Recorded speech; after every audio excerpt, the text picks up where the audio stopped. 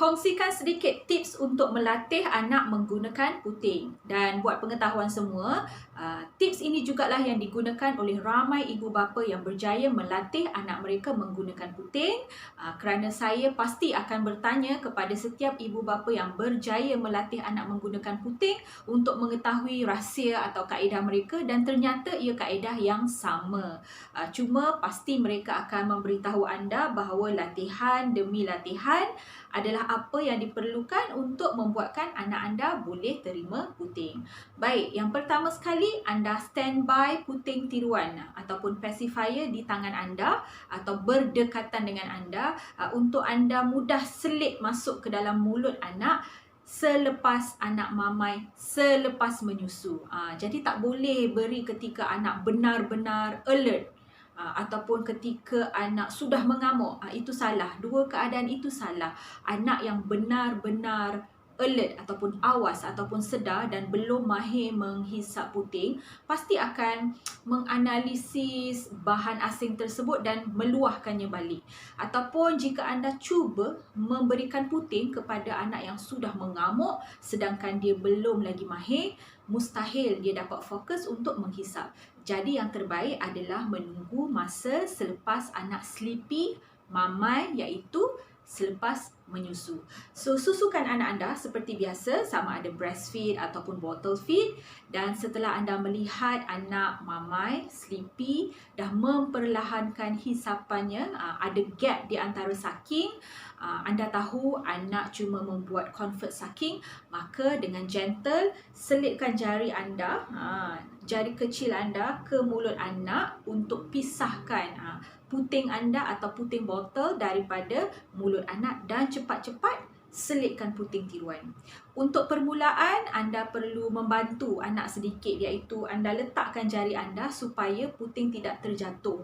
Kerana menghisap puting ini memerlukan koordinasi. Anak perlu grip ataupun kemam.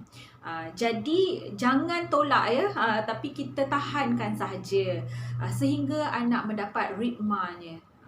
Mungkin anda lihat anak better dan better. Anda latih setiap kali selepas menyusu. Jika 10 kali, 12 kali anda menyusukan anak, bermaksud 10 dan 12 kalilah latihan anda setiap hari. Dan after a few trial ataupun a few days dan anda lihat anak semakin mahir, anda boleh tingkatkan latihan dengan cara saja-saja cuba usik pacifier seolah-olah macam mahu menariknya daripada mulut anak, tapi pastikan jangan sampai tertarik. Anda cuma seperti tease ataupun usik-usik, kerana anak yang sudah mula terima putingnya akan cuba mempertahankan ataupun grip harder, kemam putingnya dengan lebih kemas untuk elakkan terjatuh bila sedar seperti cuba dicabut.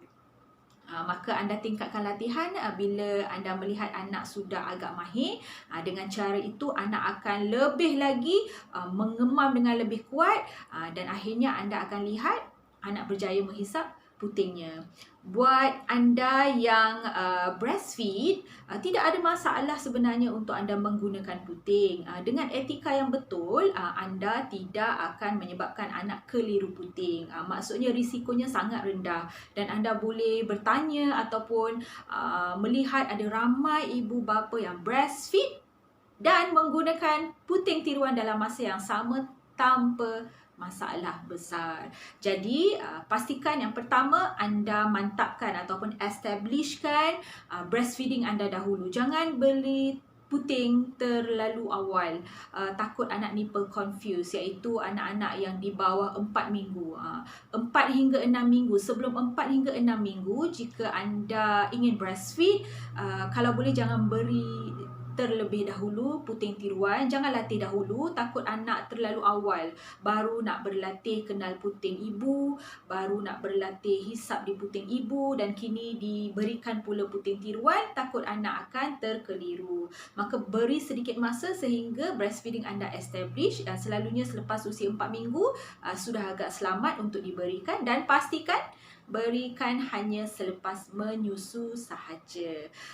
Dan Pastikan puting ini digunakan hanya untuk membantu anak relax. Bukan alat untuk shut up ataupun untuk delaykan anak menyusu. Tapi sebenarnya yang sebenarnya susah untuk kita menipu ataupun mendelaykan memberi susu kepada anak yang sedang marah. Anak kecil, especially newborn, adalah makhluk yang paling jujur. Kalau dah lapar tu lapar, tak boleh buat apa. Dia tak boleh tahan diri. Oh okey, tahan sekejap tak boleh sebenarnya.